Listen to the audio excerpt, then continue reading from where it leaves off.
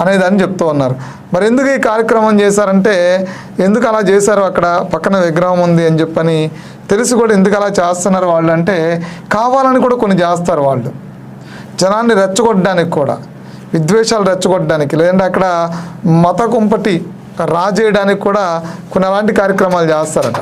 అక్కడ శాంతి భద్రతలకు విఘాతం కలిగించడానికి కూడా కొన్ని యాక్టివిటీస్ అక్కడ చేస్తారట. అంతేకాకుండా ట్రాఫిక్ని నిర్బంధించడం, ట్రాఫిక్లో ఎవరైనా ప్రశ్నిస్తే వాళ్ళ మీద దాడి చేయడానికి కూడా వెనకాడరు, దాడులు కూడా వెనకాడరంట.